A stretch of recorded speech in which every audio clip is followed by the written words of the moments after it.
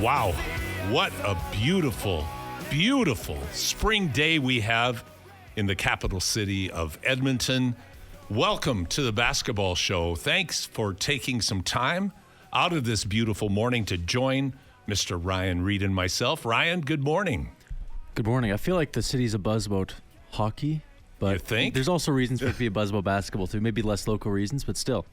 Well, I'll tell you what. Last night, I had about a 45-minute window of what I would call sports fan bliss as I watched the Minnesota Timberwolves tied 103-103 with the Los Angeles Lakers playing on the shoulders of 40-year-old LeBron James, 38 points, hit 2 consecutive threes to bring the Lakers back into the game. The Wolves had built up some leads throughout the game, and then LeBron brought them back.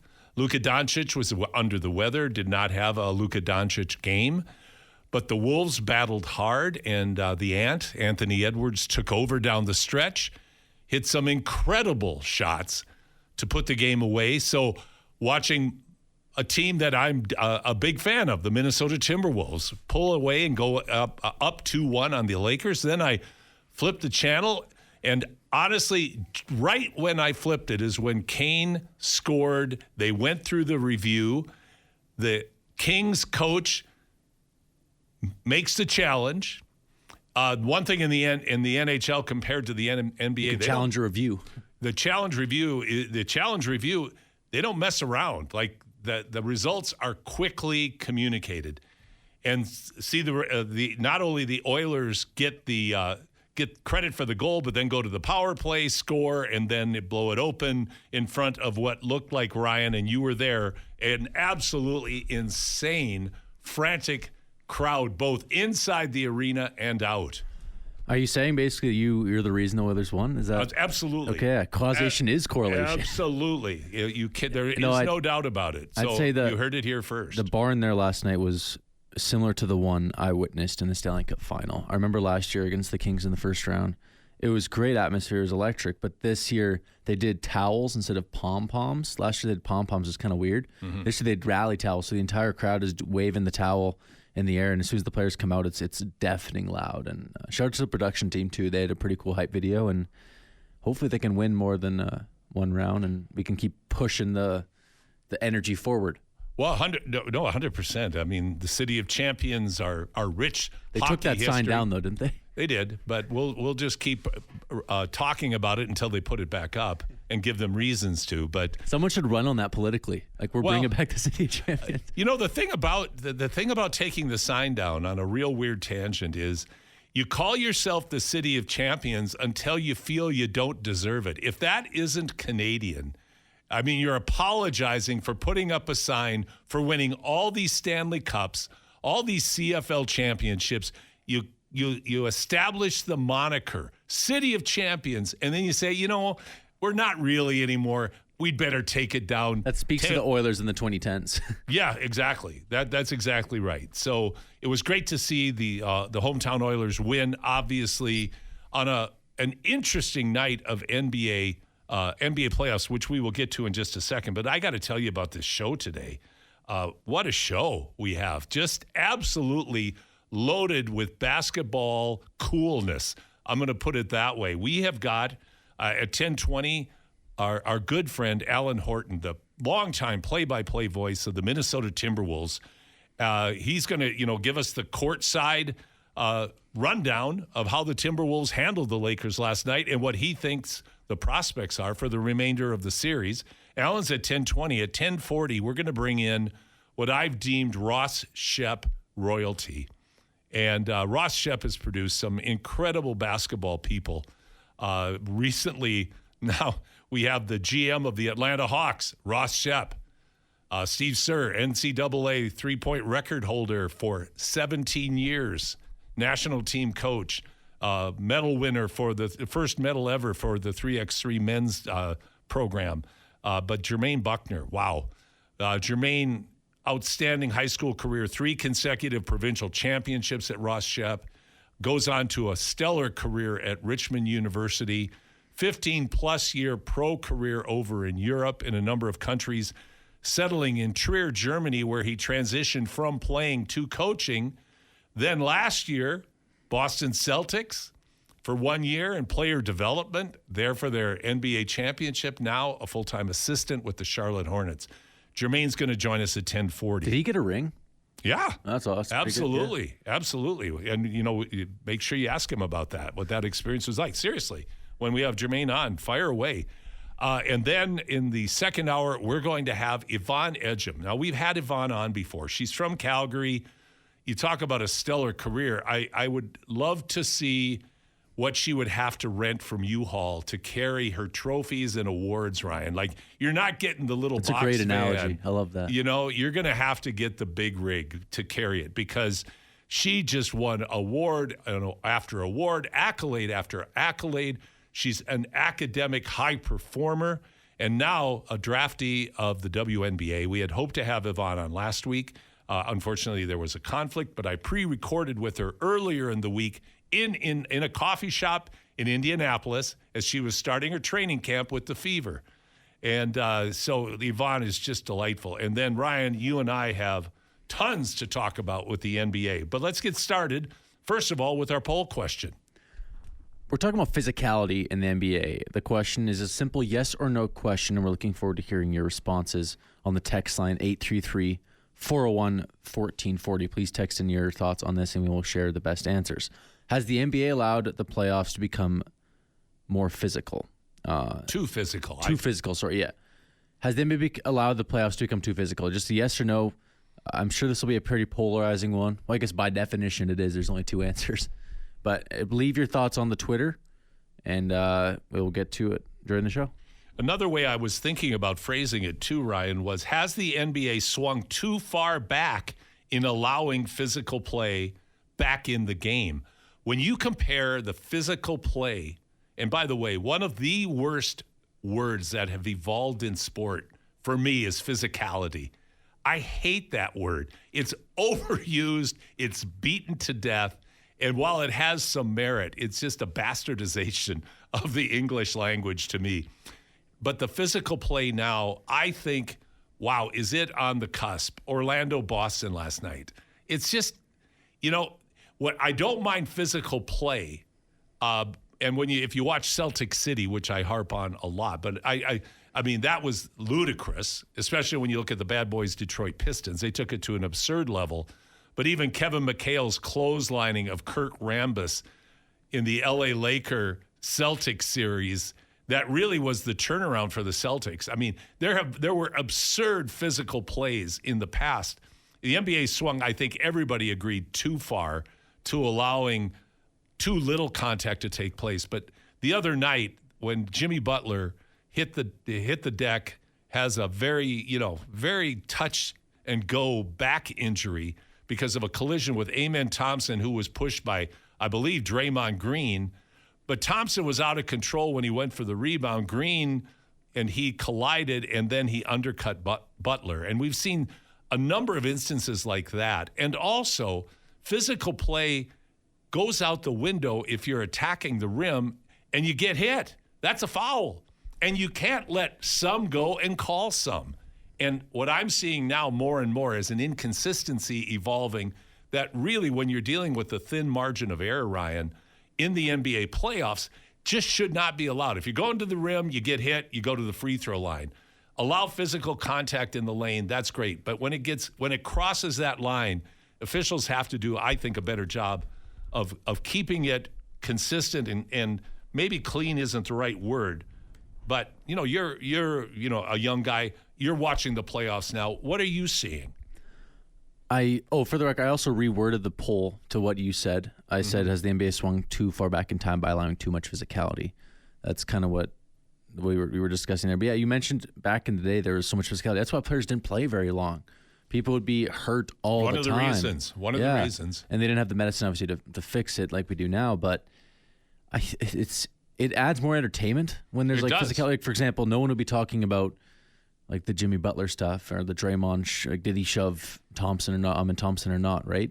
It does add more entertainment. Is it better for the game? Probably not. But is it better for coverage and entertainment? I'd say yes, just for that adding an extra layer factor.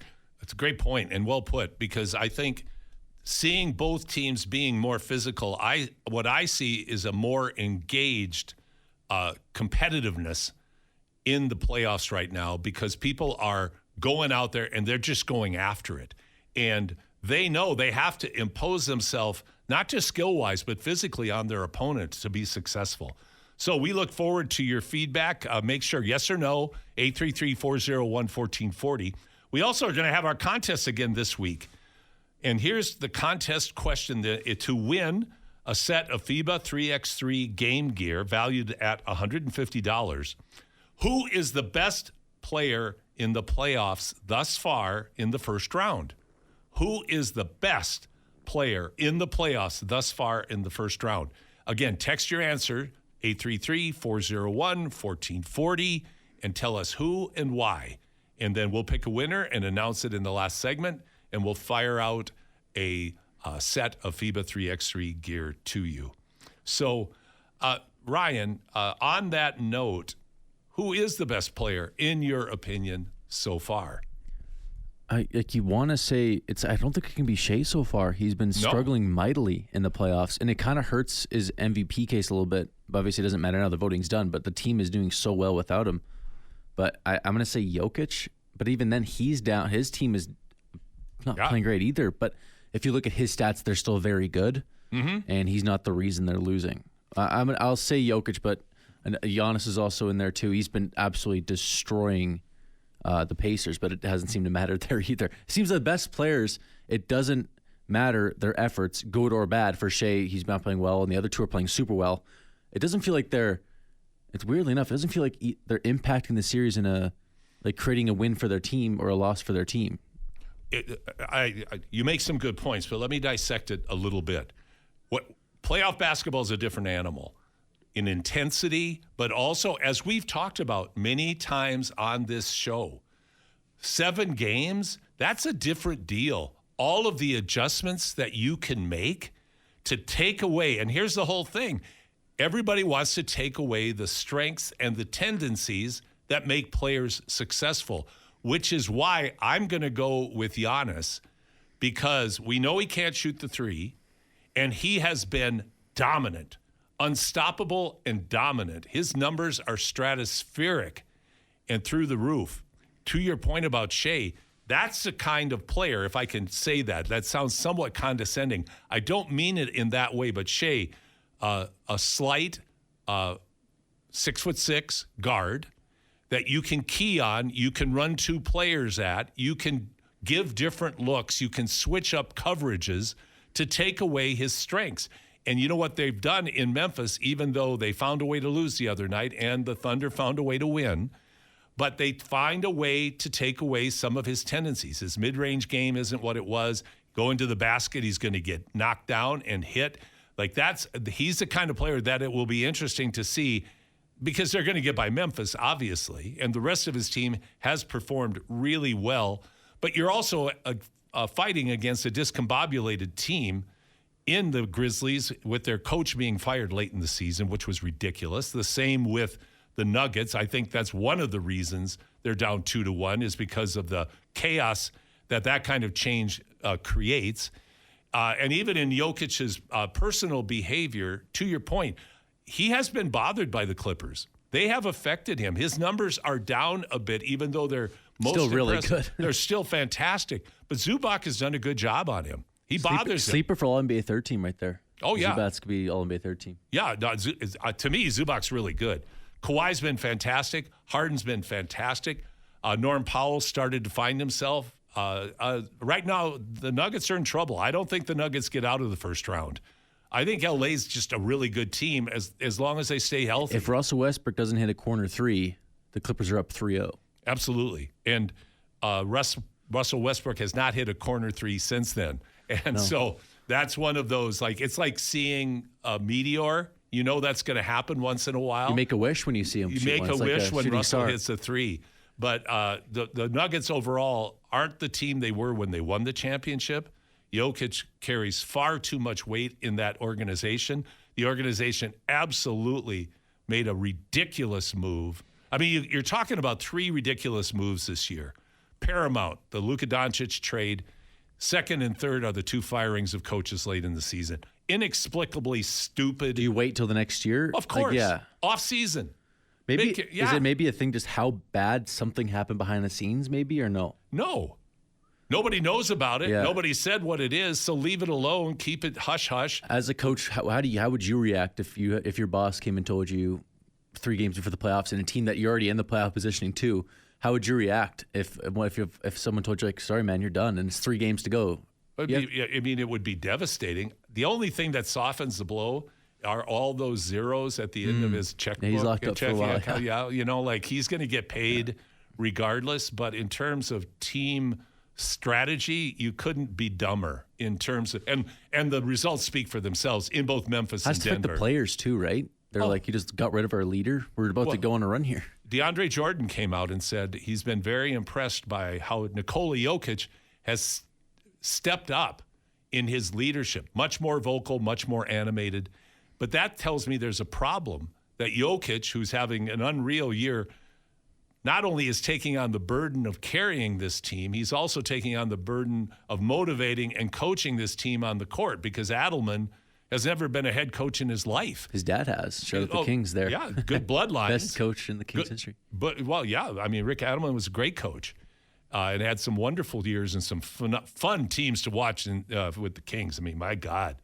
The teams at the turn of the century were unreal to watch. They were so much fun well before your Hey, I was like 2. Yeah, I was watching in the literal crib. Literally, that's right.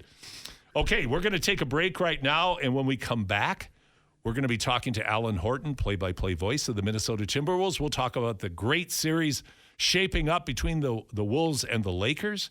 And thank you again for spending your beautiful Saturday with Ryan and I here on the Basketball Show on your sports leader, Sports 1440. Welcome back to the Basketball Show. Paul Sir, Ryan Reed joining you. And wow, I am so excited to be talking with Allan Horton, play-by-play voice of the Minnesota Timberwolves. Allan, good morning. Thanks so much for making time. Paul, you got it, man. Oh, my gosh. And what a morning to be able to talk with you. Last night, I was telling our listeners when I introduced what we're doing our opening on the show that I had 45 minutes of sports fan bliss last night watching the Wolves close out the Lakers and then switching over and watching the Oilers close out the Kings. It was like it was like sports nirvana, Allan. But it's a great time of year. I mean, the hockey playoffs, the basketball playoffs. It's just you got multiple games to choose from on a nightly basis. It's kind of just. Especially in the opening couple of rounds, there are at least 2 or 3 games every single night. And for sports fans, it is. You're right. It's an absolutely awesome period of time. It really is basketball nirvana. And there was certainly a spirit of joy and satisfaction in the Target Center last night as the Wolves close out the Lakers. Let's just start from a high-level view, Allan. Like, what did you see? What was the game like? Well, the atmosphere was awesome. It was one of those, close to 9 p.m. tip-offs. So fans are able to enjoy themselves a little bit after a long week of work and a couple of hours to have some dinner, have some cocktails, and it's always a raucous atmosphere the later that start time is. And last night was no different. And to have the series tied 1-1 and have so much on the line for a Game 3 to win it really puts you in advantage.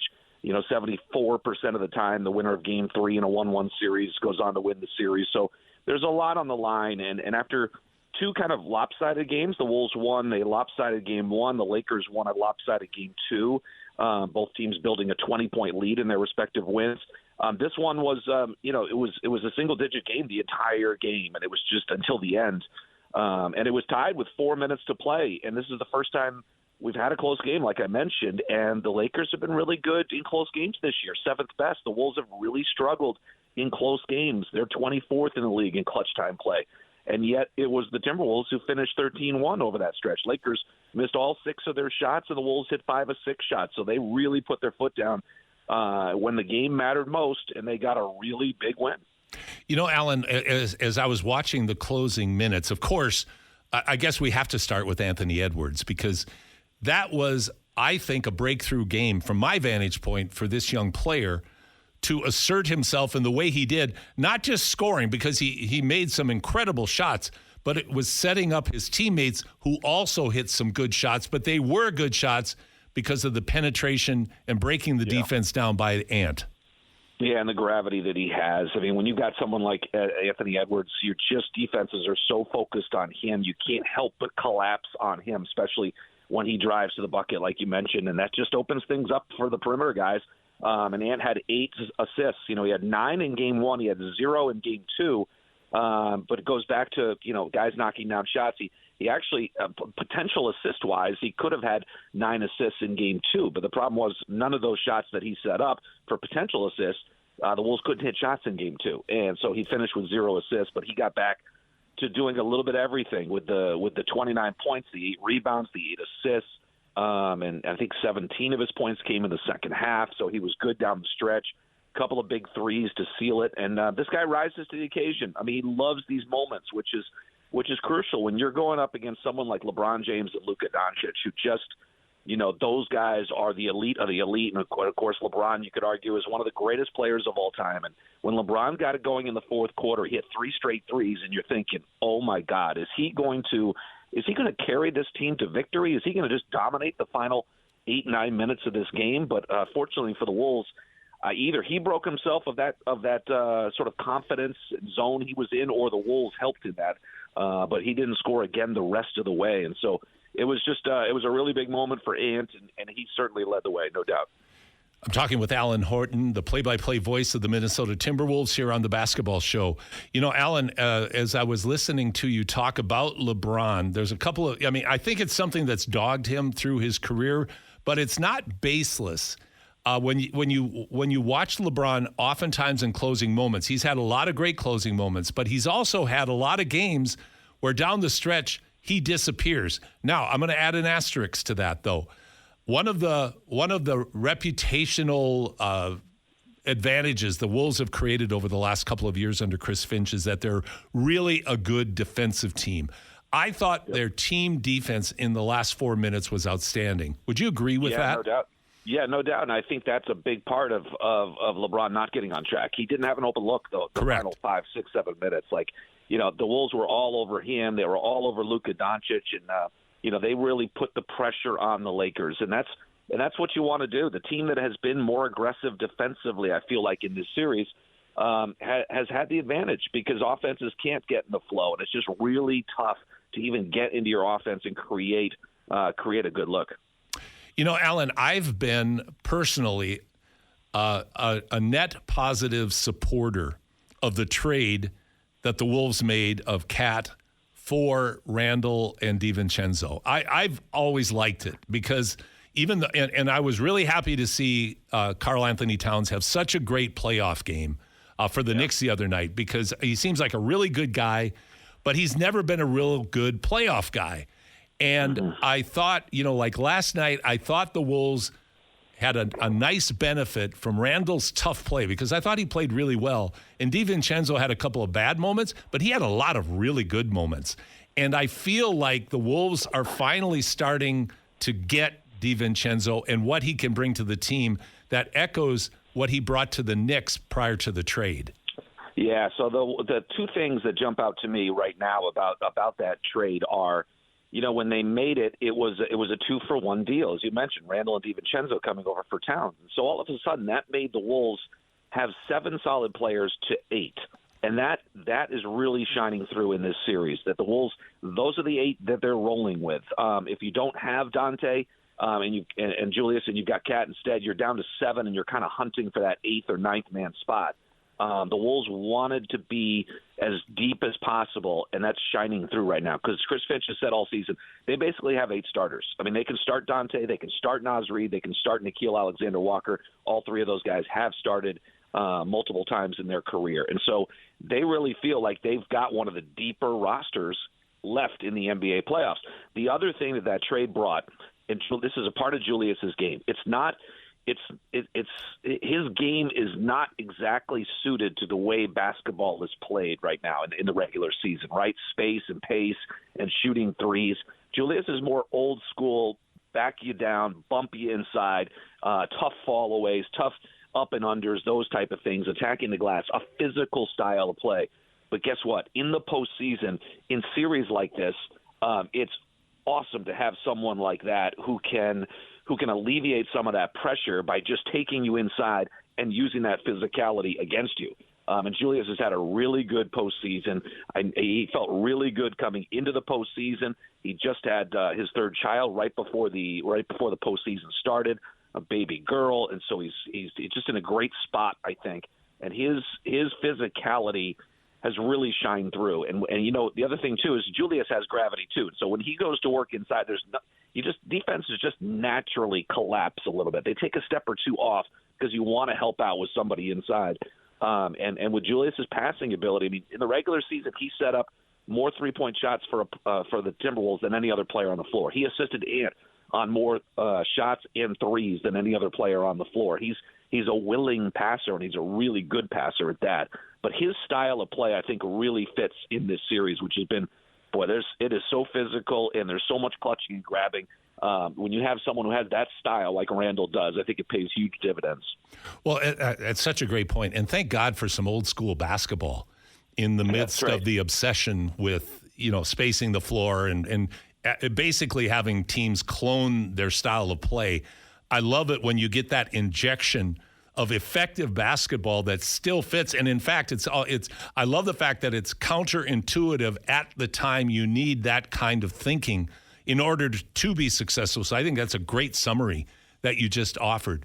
Now, there's controversy about the jovial exchange between LeBron and Ant. I'm curious about your perspective, and I'll frame it this way. I've been watching the Celtic City series on HBO. You wouldn't see that in the Celtics. No. But I'm not saying it's bad for the game. I have my own opinion, but I'm curious about your opinion. LeBron and Ant won a gold medal for the United States in the Olympics. Obviously, they're buds. But, is there anything to even be discussing here, or is it just the way the modern game has evolved? So I assume we're talking about during that one review that lasted what felt like an eternity. And those guys are kind of hanging out at midcourt, joshing it back and forth. Yeah. It's interesting. From a Wolves perspective, I don't worry about Anthony Edwards. I think Ant, he's not been afraid to try to show up Kevin Durant or Luka Doncic or LeBron James. He lives for those moments. So I think the Wolves have complete trust in him. From a Laker perspective, it was kind of LeBron who kind of came down and hung out by midcourt. And I thought in the postseason last year when Ant kind of got in Kevin Durant's face and KD just kind of smiled, I thought that was a telling moment. I would have liked to seen, if I'm a Suns guy or a Kevin Durant guy, I would have liked to seen him kind of come back and match what Ant did. This was a little bit different. Obviously, you mentioned those guys played for Team USA. They really have a great fondness for one another. Hard not to around Anthony Edwards. He's just got such a magnetic personality. Steph gravitated to him. LeBron did. AD did on that World Cup team or that Olympic team. So it's easy to kind of fall in love with Ant because he's just so personable. But then he's got that killer instinct. So I don't worry about it from Ant's perspective. I'm not quite sure. I guess if you're the Lakers, I guess I would have rather seen LeBron kind of stay toward his huddle, get his guys going, all that kind of stuff. So maybe I don't worry about it from Wolves' perspective. Maybe I guess I do if I'm the Lakers. Interesting take, and I actually agree with you. And again, I point to that as I consider to be an Achilles heel in LeBron. To me, sometimes I just have no real sense of why he does what he does, because at times he looks engaged and fully committed to winning the championship, and other times he just kind of disappears. And a lot of it was the Wolves' team defense last night, but some of it's LeBron, and I don't think you can get away from it. Now, one thing that Edwards said after the game that I really liked was that his college coach, Tom Crean, texts him every day with advice, and that he told Ant that he's got to have fun. He's got to enjoy himself. And to your point, the guy's so magnetic. He's the closest thing I've ever seen to Magic Johnson, but with a much more contemporary edge because he is very flamboyant. But boy, when he's playing like that, he has that rare, and I mean rare, almost unheard of combination of joy and killer at the same time. Yeah, it's a good comparison with Magic too, because when I think of Magic, I think of that smile. I think of him, cordially before the game, just being friendly, and he's got a kind of magnetic personality as well. But then as soon as the ball is tapped, I mean, there's nobody more ferocious and wants to win more than Magic Johnson. And I think Ant's got those same kind of qualities. I think he can laugh and have fun and then immediately flip the switch and want to dunk on you and want to humiliate you in front of everybody and tell you that he's better than you. So I think that's a pretty good comparison. And it's just the way he's, especially in game one when he hits, a big three over Luka and then he gives him the Spider-Man celebration right in Luka's face. Luka clearly sees it. Part of you is like, dude, just don't poke the bear. Like, just go back down the floor. It's only game one. There's still an eternity to go in this series, a lot to be decided. Maybe you don't want to anger the other team, but then again, that's Ant having fun, and he's got this great relationship with Tom Crean. It was only 1 year there in Georgia, but I think it was an impactful year for Ant. And Tom Crean has been at some of our games throughout the course of Ant's career. I know he watches as much as he can. It's great to have that. And I think the Wolves coaching staff is not intimidated by that. They encourage that. Obviously there are a lot of outside influences for all of the players, whether it's family, whether it's friends, whether it's former coaches. And it's really seemed to work out because a lot of those messages from Crean have come through to Ant and really had an impact on him. And that's the Wolves that are benefiting from that. It's such a great series. Now you have the Wolves up 2-1. Luka apparently was under the weather, and he played like he was under the weather. So if he's feeling better and the Lakers are at full strength, and the Lakers have we were talking in our opening comments, Allan, about the big three of just absolutely inexplicable, stupid moves that have been made during the NBA season. The Dallas trade, number one, and then the firings of the Memphis and Denver coaches that are just like you can't capitalize stupid enough times from my vantage point. For all three of those moves, they're indefensible. But now the Lakers, they have some deficiencies, particularly when it comes to size, but you still have two all-time greats in Luka and LeBron. LeBron had a magnificent night, going to be hard to duplicate. It's hard to duplicate for anyone, but a 40-year-old gentleman like LeBron. What do you see unfolding in Game 4? Well, we played 2 games in 6 days to start this series, and now we're going to play 2 games in the span of about 40-plus hours, maybe 42 hours. And I think that's an advantage to Minnesota. That's where that 8-man rotation comes in. They're deeper. They're better with their depth. Obviously, the Lakers, as you mentioned, have the 2 high-end guys. But for LeBron James, how does he respond? Clearly, you could tell from the get-go that Luka was not himself, because they're basically running their offense through LeBron, not for Luka. And Luka has had these tremendous first quarters in the first 2 games. He's had 16 points in each of those first quarters. And you're like, okay, LeBron's going to carry the way. Now that's an extra load to carry. And part of his struggles down the stretch might have been from having to carry too much of a load. He's really got to pace himself, as any 40-year-old player would have to. And it'll be interesting to see how they come out on Sunday afternoon. So it's 2 games in 6 days and then 2 games in 42 hours. You hope that the Wolves can ride the crowd, the momentum, even though they might have some tired legs as well. Well, it's going to be an exciting game in just a fantastic series. I always love it when the Target Center is lit up like that, because Minnesota fans aren't always known for their unflailing loyalty. Let me just put it that way. So it's just great to see everybody as excited as they are. Allan Horton, voice of the Minnesota Timberwolves. It's always such a pleasure to have you on. Thanks for making time for me today. Paul, you got it. We'll do it again, and hopefully it's a deep run in Minnesota, because the fans have certainly deserved it. You're right. When that place gets rocking, it's great to actually, have success at home too. It's always been a doom and gloom attitude when it comes to Minnesota sports, whether it's the Vikings, whether it's the Wild, or whether it's the Timberwolves or the Twins. Everybody's just waiting for the rug to be pulled out. So it's great to have games like this where you actually pull it out and you can make deep playoff runs like last year, and it's 4 straight years in the postseason. Develop that winning culture, even though it hasn't resulted in a title yet. You want to pave that way, and so you're trying to cut into that pessimistic mindset that I think a lot of sports fans have. I think, unfortunately, that's kind of the way sports has gone in a lot of markets where you're just like, well, if we don't win it all, then it's a complete and utter failure of the season without enjoying a lot of the things that make sports great. Yeah, like enjoying the journey. That's so true, Allan. Thanks so much. Have a great weekend. Looking forward to listening to your coverage tomorrow. Sounds good, Paul. Thanks. All right, Allan Horton, play-by-play voice of the Timberwolves. We're going to take a quick break on the basketball show on Sports 1440 and come back with Ross Shep's Jermaine Bucknor. Welcome back to the basketball show, an Earth, Wind, and Fire Saturday here on Sports 1440. I'll tell you, I'll save all the accolades for once we get into our conversation. I am so excited to welcome Jermaine Bucknor, one of Ross Shep's royalty figures that has just accomplished so much in his basketball career, and he joins us this morning. Jermaine, good morning. Morning, Paul. How you doing? Well, I'm doing great, especially now that I'm talking to you. This is just fantastic, Jermaine.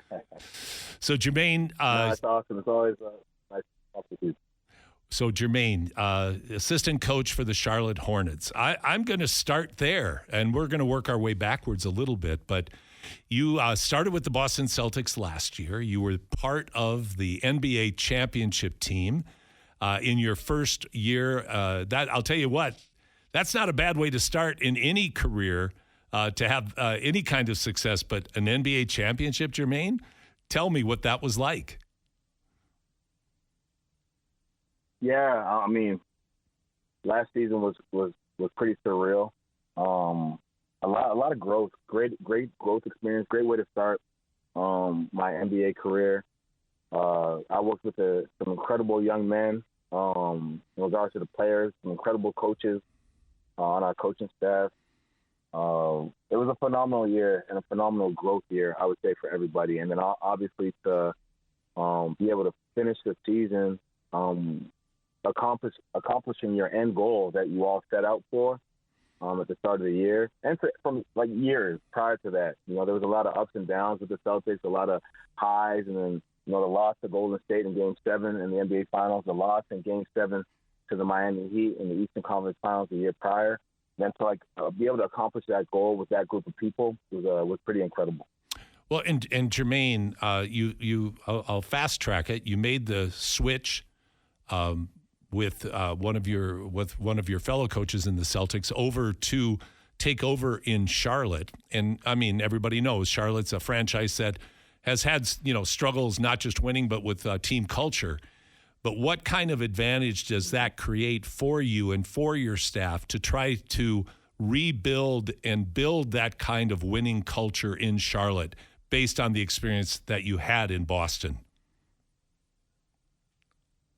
Yeah, I mean, absolutely. Like you said, Charlotte had some struggles in the past. I can remember being a kid and loving the Charlotte Hornets and the Charlotte Hornets starter jacket that all the kids in school had, and loving the colors, like the teal and the purple. Like for kids, that's just that colorway was always awesome. And the Charlotte Hornets logo, Muggsy Bogues, Alonzo Mourning, like we had great memories from our childhood of the Charlotte Hornets. But in a professional mindset, like they've struggled, right? The management has struggled, and the culture, like you mentioned, has struggled. So they brought in new management. They brought in a new coaching staff. Obviously, Charles Nova, who was with me in Boston last year, and experiences in Boston, the reason that to rebuild that culture and start from the ground up. And the management has done an excellent job laying down some foundation and building a brand new practice facility, which will be ready for us next year, and bringing in a new those old walls and some of that old foundation and rebuilding it from the ground up. So, Jermaine, talk about what it's like. You and I had a conversation many months ago, and you were talking about working with players like Jaylen Brown in Boston. But what's it like when you're trying to work with the elite of the elite in terms of athletes? Like, on one hand, they're still people and basketball players. On the other hand, they're incredibly gifted and skilled. So when you're working with players on individual improvement, how do you have to go about that? Yeah, I mean, these guys are the best of the best, and they've accomplished some incredible things that, for the most part, most coaches haven't accomplished, right? We haven't won an NBA championship as a player. So they've accomplished like the ultimate basketball goal. And at the end of the day, they're young men with big egos, right? Which they have to. It's a part of what makes them so successful. So you have to approach them in a manner that they feel like you're helping them get better. That's our job, right? And that's on and off the basketball court. Someone like Jaylen Brown or Jason Tatum, athletically, there's no comparison to me. Like my body in comparison to their body or their skill set, it's in the elite level. But that being said, there's a high level of respect from those players when they realize you're a coach who has played at a high level, and you've played with elite players, and you've won championships, and you've done things at your own pace in your own way. And it helps us and allows us to relate to those players because our job is on a daily basis to help them get better. So getting better, how do you handle locker room situations? Like you get you accumulate this pool of incredible talent. Everybody comes in, as you mentioned, with big egos. They're used to being the guy in whatever environment they may have come from, particularly at the collegiate level. They were all the guy for the most part. So now you put them into this room, and now you've got to take this collection of talented, high-ego athletes, and you're also trying to build a winning culture, and they have to be a part of that. They have to buy into that. How do you navigate that as a coaching staff? Yeah, no, I mean, not only do they have to buy into it, but with the best teams, they'll actually lead it. And I think when you look at the best teams in the league, when you look at the Celtics and Oklahoma City, you look at Cleveland, like that culture has been built by, let's say, the coaching staff and the general managers, but then the players really take ownership of it, and they're able to take over it. If you ever watch OKC, you watch their post-game interviews, and you see, like, their whole team is there. You might have, like, 7 guys standing on one player who's being interviewed, and you can just see the culture. You can see the brotherhood. You can see the care that they have for one another on and off the court, and that translates on-court success. So that's something as a coaching staff that we were able to build in Boston, and we're now trying to build in Charlotte. I'm talking with Jermaine Bucknor. Ross Shepard, great, won 3 provincial championships for the T-Birds, had a phenomenal career at Richmond University, and then a 15-year career playing professionally, played for the Canada basketball national team. He's joining us here on the Basketball Show. So, Jermaine, you have a talent like the young ball player, and you take a kid like that who's had some injury issues, but he's such a great dynamic leader. How do you get him to be one of those players that leads that cultural growth? Yeah, LaMelo's an incredible talent, incredible young talent. He's a great personality. He's the type of kid that walks into the room and kind of like lights the room up with his energy and his demeanor. Basketball-wise, extremely talented, but just a very raw player, right? Like, never didn't go to college and have that collegiate experience. It's kind of been in the limelight his entire life, and you're now trying to like almost rein in this talent, and you don't want to put too many restrictions on him, but at the same time, you want to allow him to kind of operate in this smaller window that he's been operating in the past few years. And it's difficult because when you have these younger players, it sometimes can be hard to like convince them that the team atmosphere and the team goal is better than their individual goals. And LaMelo's the first guy in the room. You ask him for the shirt on his back, he'll take it off and give it to you. But a kid asking for an autograph, he'll stop and sign an autograph. But he's such a big personality that the challenge with him is just convincing him and help him understand his leadership role can translate to us as a team having success. You know, Jermaine, you made an interesting comment. For those who are not familiar with LaMelo Ball, he and one of his brothers did skip college and went over and played in, was it Lithuania? Yeah, correct. Yeah, so he played in Lithuania and then came to the NBA. And I think you made a very valid and interesting comment there that he missed some growth that I think a lot of players benefit from, even if it's just 1 year in the NCAA, because it's in the North American basketball system. And even though the NBA is filled with great foreign players now, it's still guided by the North American basketball, I think, set of values and principles. And so when you talk about a young man who didn't have that opportunity to have that kind of growth, to be part of a team where there were certain demands placed on him, because I can only imagine that it would be questionable at best what kind of experience he may have had in Lithuania. You're really trying to get him to catch up to something that he may have benefited from him and may have sped up his understanding and development of what it means to be a team leader in the NBA. Is that a fair assessment? That's exactly right. Sorry, Jermaine, you're breaking up a little bit. Can you still hear me?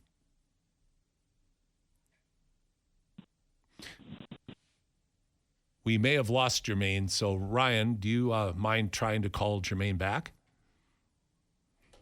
Yeah, it says he's still on the line. So. Oh, okay. Maybe we just got a bad. It might be a connection issue. It might be a connection. We'll give it one more shot here. Jermaine, can you hear me? Okay, obviously we're having a bit of a technical difficulty. We'll try to see if we can get Jermaine back on. But when I talk so glowingly about Jermaine and what he accomplished, I mean it. The Ross Shep team in 1999, 2000, and 2001, I think they were the best high school basketball teams ever in the province of Alberta. I mean, you had Jermaine going on to a very successful Division I career. You had Steve Sir, same thing, very successful Division I. Both went on to play professionally for many years. But you also had Joel Allen, great post-collegiate career in Alberta. Brandon Park played for the Golden Bears. Phil Sudol, until his knee injuries, was one of the great players for the University of Alberta Golden Bear. Both Brandon and Phil won a national championship in youth sports for the Golden Bears. Spencer Dorward came in. Spencer had a nice post-secondary career. Tyler Steinbrenner played at King's College for a couple of years. Just a remarkable group of talents. And, I mean, when you watch this team play, you could just see they were special. They lost very few games, won almost everything, and Jermaine was one of the principal reasons why. But then he went on and accomplished all the things that I laid out, and now being able to be with the NBA Charlotte Hornets, it's exciting to see this kind of growth. And there's another Shep player, former player, who actually has gone on to the NBA too and is now the GM of the Atlanta Hawks. Ansi Saleh is the GM of the Atlanta Hawks, and we're pleased to welcome Jermaine back in. I'll tell you what, Jermaine, phones are great when they work, aren't they? That's it with technology. Technology is great when it's working for you. Absolutely. We were touching on LaMelo Ball and his development, and my summary, my question to you was, did him not having an NCAA experience affect what you consider to be his growth and development into the leader of the Charlotte Hornets? Yeah, it's a good question. Probably various answers to it. Right. From my perspective, as someone who played collegiate basketball, I just think there's so much development that takes place, not just basketball-wise, but like mentally and in regards to your maturity. And there's just something special about living on a campus with however many thousands of students who are your peers, and you're all kind of growing together. You're learning together. You're kind of figuring it out together. And then you have a leadership, which most NCAA coaching staffs are, that are just more strict, and there's more discipline. And you learn things like time management. You learn things like work ethic and like what it really means to work in the weight room. And when you go overseas, it's more of a professional atmosphere, and that stuff is all kind of being put on you to do it. And most players that go overseas have already been through that college experience. They're now, 22, 23 years old, and they're young men. And when you go straight out of high school, you end up being a 16, 17-year-old kid, and you just have not had those experiences, those growth experiences yet. Boy, I think you just nailed it 100% of the way, because, like, can you imagine, Jermaine, could you imagine, because of all the experiences you've had playing overseas, could you imagine doing that when you were 18? I actually can't. Like, when I think back on it, I graduated from, I was a November baby, so I graduated from Rochelle at the age of 17, and I went to the University of Richmond at the age of 17.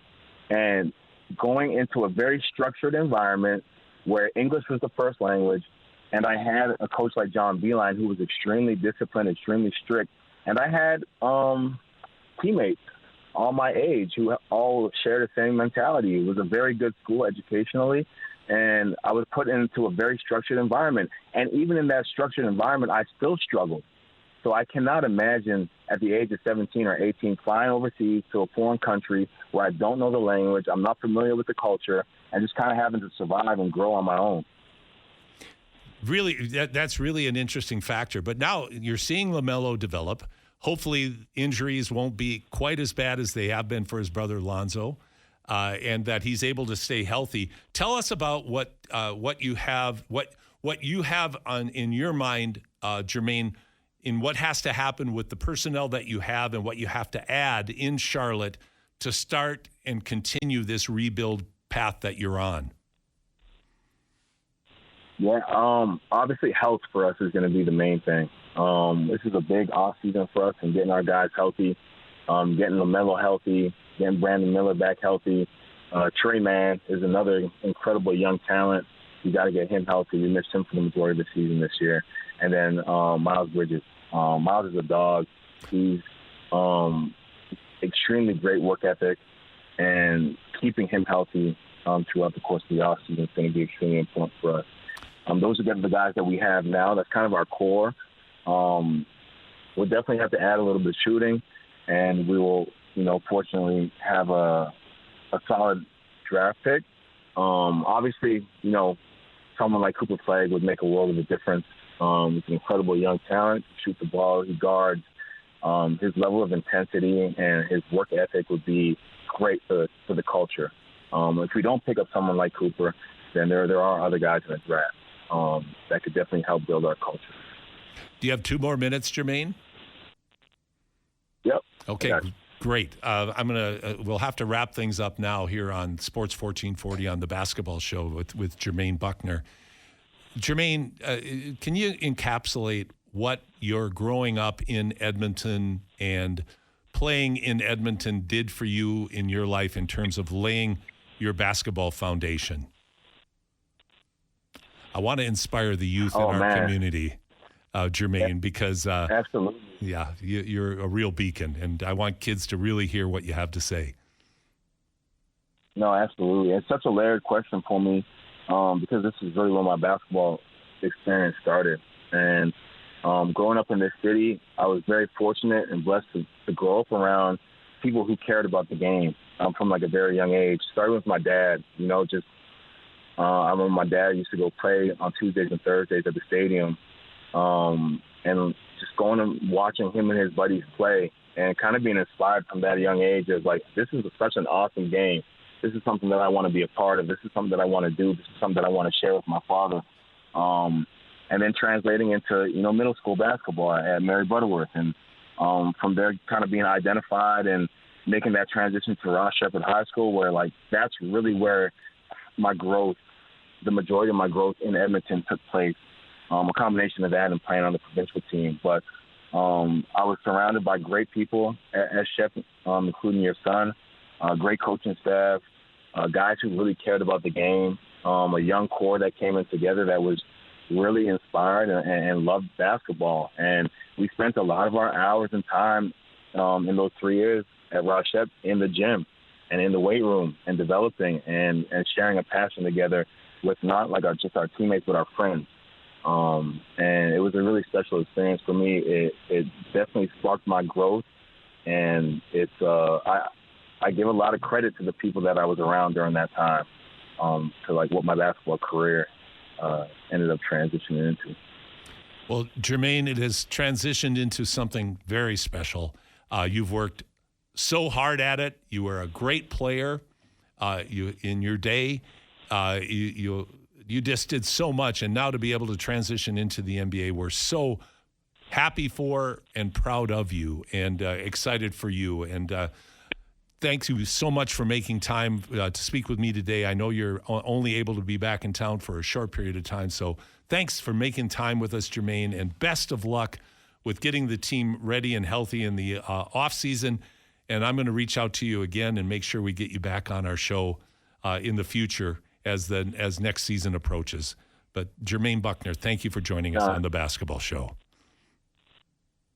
Thanks, Paul. Thanks for your kind words. And again, to you, thank you for all the time that you put into me as a young basketball player. And you were also an inspiration to myself, to Steve, and a lot of those other guys who ended up pursuing basketball as a career. So thank you as well. You're welcome, Jermaine. Jermaine Bucknor, Ross Shep great, joining us here on the Basketball Show, Sports 1440.